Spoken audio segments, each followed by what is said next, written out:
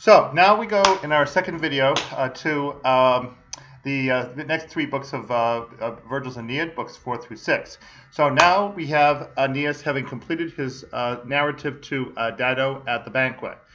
We saw how Aeneas had to flee from the wreckage of Troy after the defeat of Troy by the Greeks with the Trojan horse.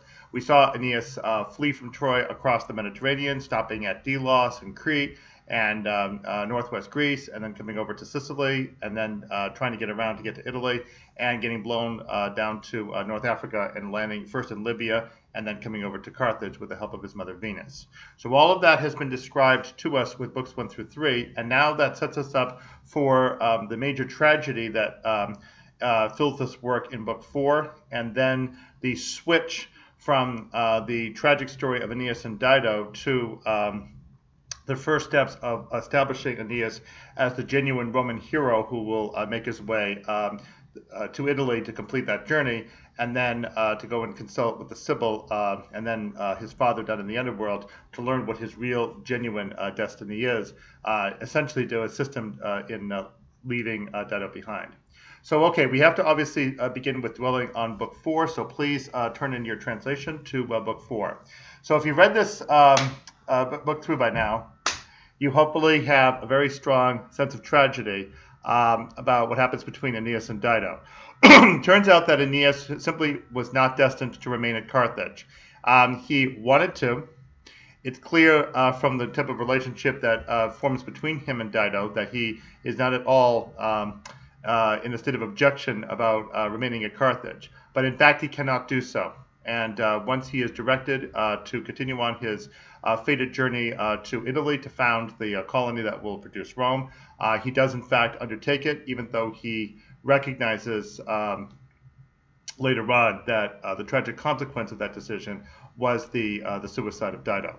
So book 4 is essentially a laundry cleaning book, shall we say, for the city of Rome, because one of the obviously controversial decisions in Roman history was in fact the real destruction of Carthage in the Third Punic War in 146 BC. Now you may recall that there was a senator, Cato the Elder, who had been advocating the destruction of Carthage, Carthago delenda est, year after year after year until it actually happened.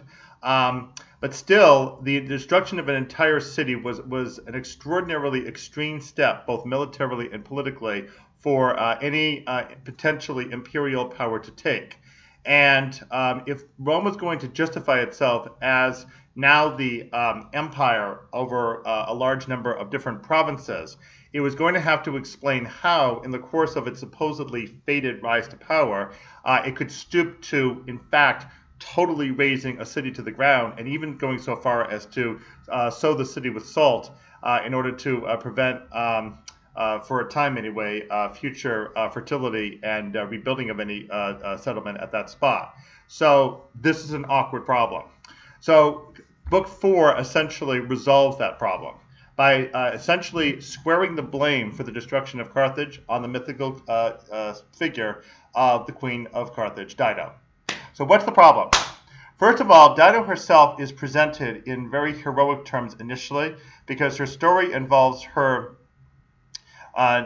need to flee from her brother Pygmalion, who murdered her husband Zacchaeus. She came from Tyre, which is the Phoenician colony on the island right offshore of Phoenicia, where Israel and Lebanon are today.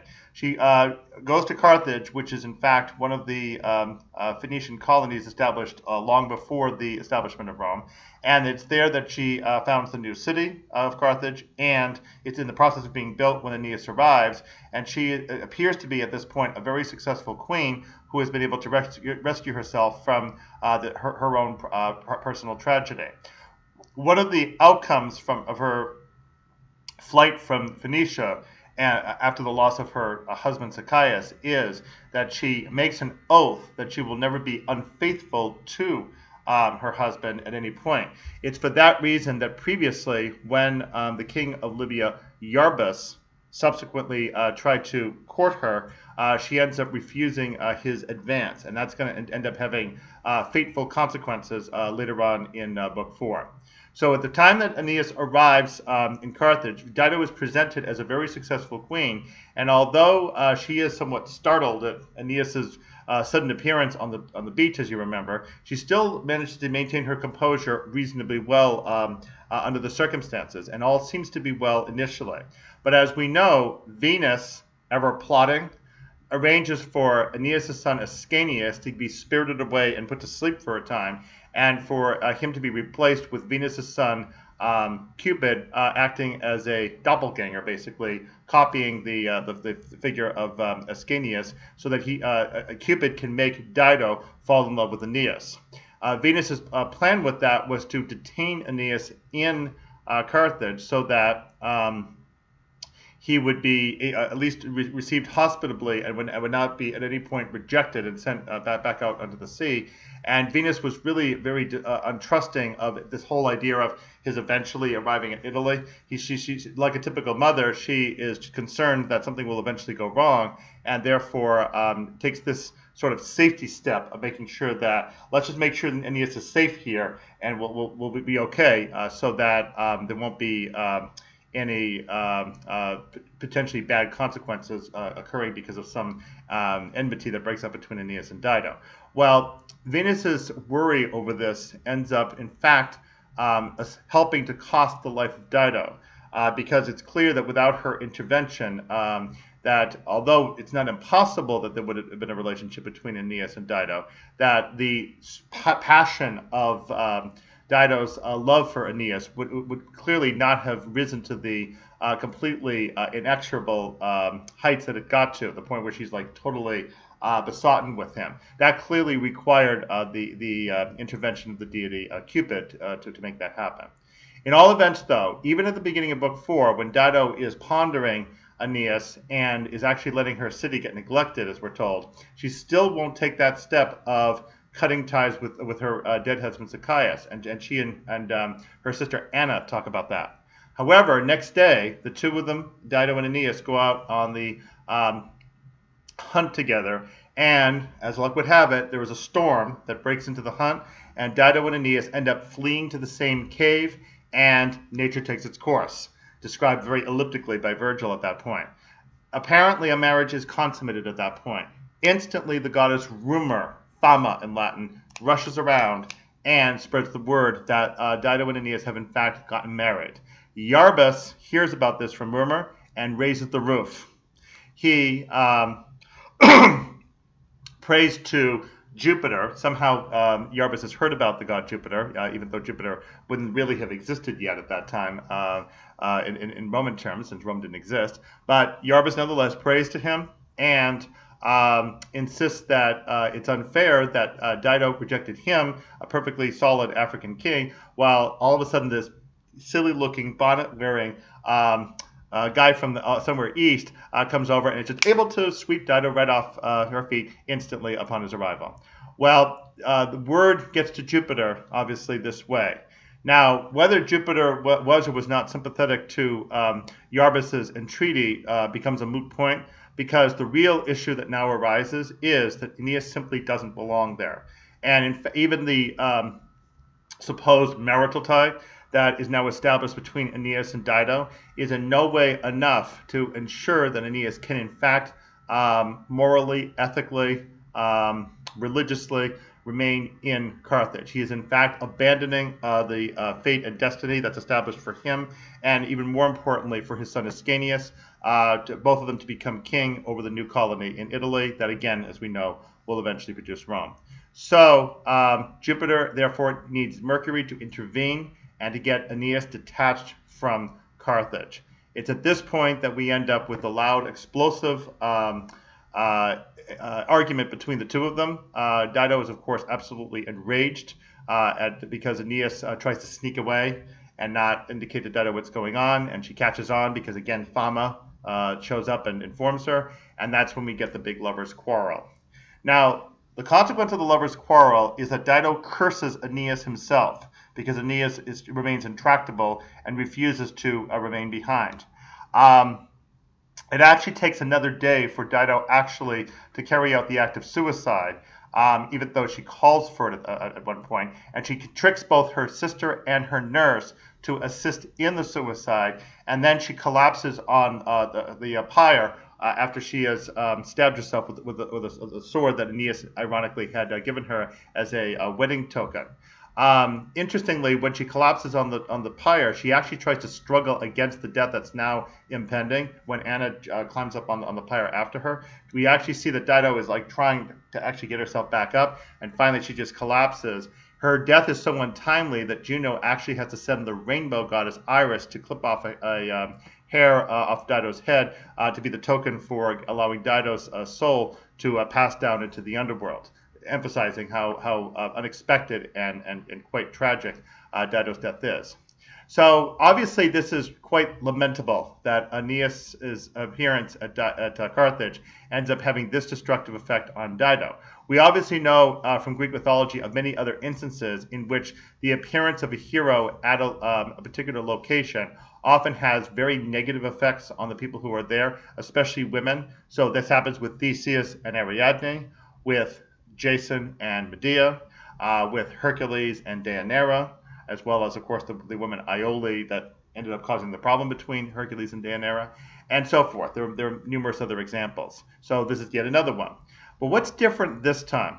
For one thing, the suicide in itself at Aeneas' departure is actually fairly atypical, because the other women in the other stories mentioned do not actually commit suicide that way.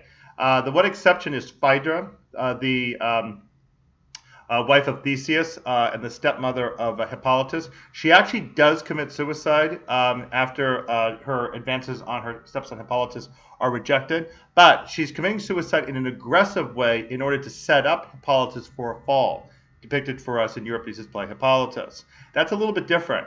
In this case, Dido is so devastated by Aeneas' departure, as well as the breaking of the commitment that she had basically made to Aeneas at that point, so basically unstringing all her efforts as queen of Carthage, that she just simply has nothing more to live for at that point, and she chooses death in a manner that really contrasts strikingly with her very heroic image that had been presented of her in the first book. So obviously, again, yes, there is this deep sense of tragedy, but there has to be more to it in the Roman sense, especially given that Aeneas is the prototype of the Roman hero. What's going on here? Well, unfortunately for Dido, there is one thing that she does that in fact is blameworthy, and that is, just prior to the suicide, she curses the city of Rome to come as the perennial enemy of Carthage. She insists that those two cities will never be empowered to become allies.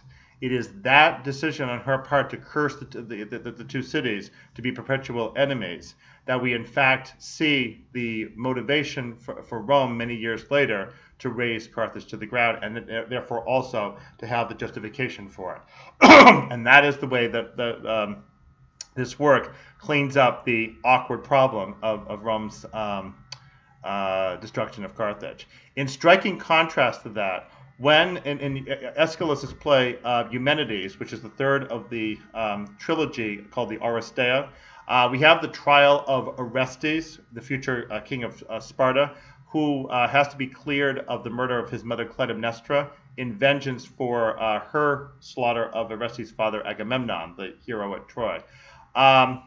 In that situation, Orestes goes to Athens to stand trial against the Furies, the goddesses of vengeance, who are trying to take down Orestes' spirit on behalf of Clytemnestra, his mother, the victim. So in the trial, Orestes ends up being acquitted, and the Furies therefore cannot stake the claim on him anymore. And then Orestes turns to the goddess Athena, the patron goddess of Athens, who presided over the trial, and he promises that thereafter Athens and Argos will have perennial friendship and alliance between them. Now, I would not say that Athens and Argos actually always had friendly relations, to be sure, but it is a very interesting thing that thereafter Athens and Argos never found themselves directly in enmity to each other. There were occasions where Athens and Argos may well have been on opposite sides, where Sparta was involved, but Athens and Argos in their history never actually waged any direct war between them. So that's the flip side of perennial friendship as opposed to perennial enmity that happens with Dido, quite interestingly.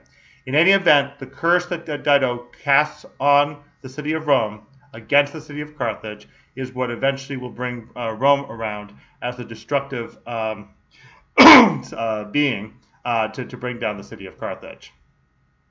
All right, well, Aeneas leaves, therefore, in very unhappy circumstances. He arrives in Sicily in Book 5, and he carries out a series of funeral games in honor of his father Anchises, who had passed away at the very end of Book 3. In the course of the games, we learn about some of the leading athletes, some of whom will show up in later parts of the Aeneid during the war that breaks out in Italy. The two twins, Nisus and Euryalus, are examples of that. Now, Aeneas carries out these games, but then there's an interruption because once again Juno starts trouble with a fury in disguise at one point. There's an attempt to burn down the ships, and at the end of Book 5, Aeneas receives the vision from Anchises to come down and see him in the underworld. As Aeneas finally does approach Italy, unfortunately he loses his helmsman Palinurus, who falls overboard at the instrumentation of Poseidon in order to clear the way for Aeneas to be able to make his way directly to Italy. So that's how Aeneas ends up arriving. It's worth noting that the families who are descended from the winning athletes at the competitive games for Anchises are all the members of prominent leading families later on in Rome. It's also interesting that there was a series of games that continued to be called Trojan games held in Rome that were in honor of these original games that Aeneas carried out. So we have a little bit of a foreshadowing of the culture of Rome much later, which is going to continue to honor its proto-Trojan heritage. With this nomenclature of Trojan games, recognizing the role of Aeneas in setting those up. Okay, so Aeneas now comes to Italy. He goes to the island of Cumae, and he meets the Sibyl, the guiding prophetess, who is going to take Aeneas down to the underworld. He travels through the underworld itself, goes through a whole series of scary creatures and shades and such, the Furies and quite a few others, and he does actually meet the ghost of Palinurus and talks to another ghost along the way. And he actually gets to see Dido's ghost as well, and he spats out a whole series of excuses about why he in fact was not responsible for what happened, the fact that she ended up committing suicide, and of course there's nothing to be done about it. Dido is described in Book 4 as looking all over the place at Aeneas' body at one point, whereas in Book 6 she's described as keeping her eyes fixed in one space. And so she has become the stone that she said in the middle of Book 4 Aeneas was. She said that Aeneas was born from a crag, and now she herself has turned into stone, and she refuses to respond in any way to Aeneas's efforts at explanation or consolation, which by that point, of course, are pretty pitiable. All right, well, Aeneas does, in fact, arrive to see Anchises, and as one would expect, Anchises gives Aeneas a very full description of his heritage to come and what's going to happen once Aeneas arrives in Italy and gets himself established. So Aeneas learns of his descendancy, including the 7 kings, Romulus and Numa Pompilius, and the one who establishes religion and so forth, shows him Julius Caesar and Augustus, even points out the figure of Marcellus. This was, in real life, this was the nephew of Augustus, who could theoretically have been handpicked as the next emperor to succeed Augustus, except that regrettably he died quite young. He was the husband of Augustus's sister Octavia, so he's Augustus's brother-in-law, and could in fact have been the next one. I said nephew earlier incorrectly, brother-in-law. But no, he in fact will not have that opportunity. And there's also another husband of Julia who also had an opportunity for that too, and she too loses her husband as well, and he also fails to advance in fact.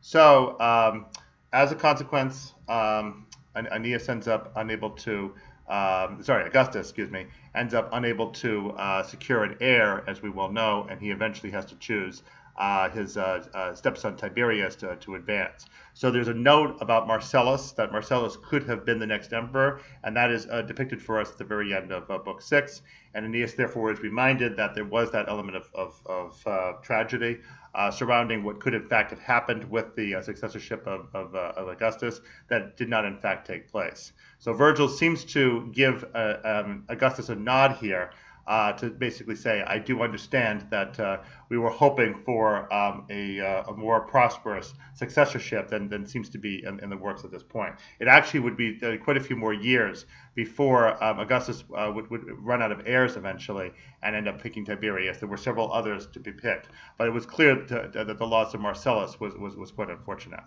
So with all this, we have Anchises, therefore, laying out what seems to be a pretty impressive and prosperous path for the foundation of Rome to his son. And in fact, he concludes his main description right before he shows Marcellus with a really very famous line, which is Roman.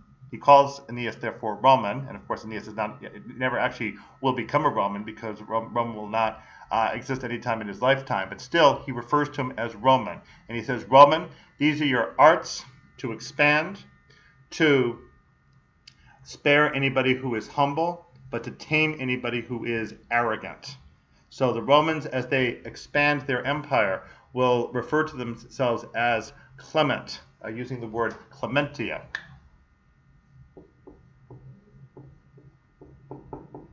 This is especially a talking point in Julius Caesar's commentaries, especially about the Civil War. The idea that as the Romans expand, where possible, they will be merciful, so that therefore their rule is in fact acceptable.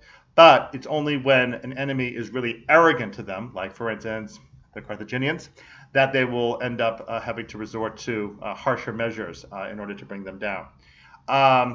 So this seems all quite good, and this very critical series of 3 lines, in fact, is going to play a big role in the way Aeneas handles things when he gets to Italy, especially the way he resolves the duel between himself and Turnus, his principal enemy, when he's in Italy. So is all well here? No, not quite. Obviously, there is the shadow of Dido, and the fact that Aeneas seems to be pretty tongue-tied when it comes to explaining why he ended up leaving her behind. But we can see that obviously that Dido was essentially an obstacle to Aeneas, just like many of these other heroines, like again, Ariadne, Medea, Clytemnestra, and so forth, getting in the way of the heroes. So that part could be explicable. She is obviously a foreign queen, and that the connection between a Roman hero being married to a foreign queen and having that marriage broken up is probably comparable to what happened in real time with Mark Antony, the eventual enemy of Octavian, later Augustus, when he took up with Cleopatra. His relationship with her was one of the chief motivating factors for Octavian to desert his prior alliance with Mark Antony and to call for the Senate to declare Mark Antony an enemy of the state, and to grant Octavian the powers of dictator, the so famous SCU that we talked about in one of the videos, so that Octavian was free to pursue Mark Antony and eventually bring him down. 31 BC, Battle of Actium. So we know, therefore, that a Roman hero's connection with a foreign queen is definitely a no-go. So Aeneas definitely sets the precedent for that type of rejection of a relationship here when he leaves Dido behind. So it's not necessarily that particular misfortune should really be impugned against either Aeneas or Rome, but there are a couple of problems. When Aeneas approaches Sibyl, she tells him that he has to go and find a golden branch, which is going to be his token for getting across the river Styx. The thing is, when he climbs up the tree after he's found the branch and he takes hold of it to break it, it hesitates. And so he grasps hold of it, it won't come, and then he rips it out. And the word that's used, rip it, for taking it out, is the same word that is used for theft and especially for pillaging at the conclusion of a war with a defeated enemy. So that sense that Aeneas is quite violent almost in the way that he gets hold of this branch and his eagerness to get it suggests that Aeneas has a lot of built-up passion that has the potential to be destructive. And then, of course, at the very end of Book 6, we have Aeneas' return to the above world, which oddly is through the gate of false dreams. So the curious point here is exactly what are these false dreams that Aeneas is supposed to be undertaking when he goes back up to the above world? Are we talking about the foundation of Rome? Is it possible that we're talking about other false dreams that fall to the wayside because Rome is founded, like, for instance, Dido's false dream of trying to build Carthage, or Turnus's false dream as king of the Rutilians later? It's hard to say, but it's disturbing that at the very end of what's supposed to be the big exposition of Rome to come from Aeneas' father Anchises, Aeneas goes back to the above world to get things going. He's supposed to be the great Roman hero now because he's just been called Roman, and yet it turns out that maybe everything he's undergoing is a false dream. So it's possible that Virgil, even though he is supposed to be writing a celebratory piece of Rome, is rather ambivalent about how really solid this particular Roman Empire really is. Could this empire turn out to be, in fact, a false project? It's hard to say. It's difficult to know for sure whether Virgil really could have criticized Rome in any direct way and gotten away with it and had the work published after the fact. But it does seem fairly clear that Virgil is quite ambivalent about the foundation of Rome, especially the cost that it's come at. And it could be that in this work that appears on the surface to celebrate Rome, that in fact he's presenting his real sense of criticism about what it took to get the foundation of Rome together, and that maybe Rome shouldn't really be so proud of that. Obviously, Virgil may have had his own stake in this because of what happened to his father, 40 BC, when his father lost his estate, and that might still be in the back of his mind, even 20 years later, as he's composing the work, that maybe the foundation of Rome is a necessary step. It probably is, but one must be very mindful of what consequences come. And Virgil may be concerned that as the Roman Empire advances, it will lose touch of that moral, ethical observation about what it took to get this empire together, that it'll just go on its own and it'll seem like everything is fine, or even worse still, it might actually fall under very poor leadership and end up becoming just as bad as anything that it replaced. So at best, Virgil's enthusiasm for the Roman Empire seems lukewarm and tempered. And this final mention of the Gate of False Dreams is an indication that potentially the dream that Aeneas is pursuing, the one that he needs to put in place after his journey, after his escape from Troy, might not turn out to be entirely worth the long journey that he's undertaken. All right, then, we'll wrap up at that point with this video and turn in our next video to the final 6 books of Virgil's Aeneid.